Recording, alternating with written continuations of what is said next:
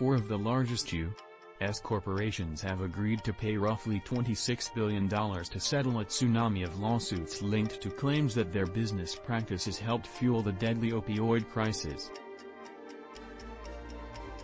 Johnson & Johnson, the consumer products and health giant that manufactured generic opioid medications, will contribute $5 billion to the settlement. The company announced in 2020 it would get out of the prescription opioid business in the U.S. altogether.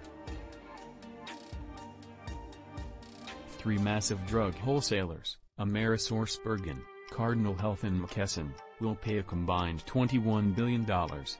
This settlement represents real accountability, said North Carolina State Attorney General Josh Stein, who helped negotiate the deal.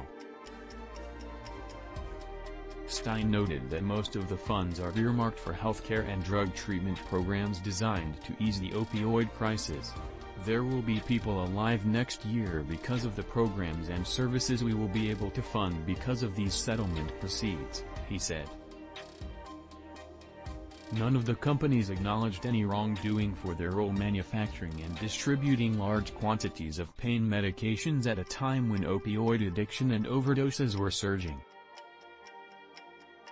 In a joint statement, the drug wholesalers said they had determined that enough governments had signed onto the deal to move forward with a comprehensive agreement to settle the vast majority of the opioid lawsuits. In all, 46 states and roughly 90% of eligible local governments have signed onto.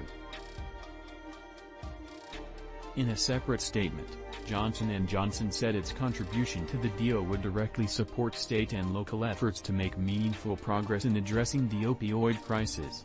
This settlement resolves thousands of civil lawsuits filed against the companies beginning in 2014 by local and S. AmerisourceBergen will pay $6.1 billion, Cardinal Health will pay $6 billion and McKesson, $7.4 billion. Broad outlines of the deal were first unveiled in July 2021, but the companies said they wouldn't accept the settlement unless enough governments agreed to sign on and drop their suits. Initial payments will begin in April and will continue over the next 2 decades. The money will arrive at a moment when the opioid epidemic has escalated dangerously. Many Americans with opioid use disorder have shifted from taking prescription pain pills to street fentanyl, a synthetic opioid that is far more powerful and lethal.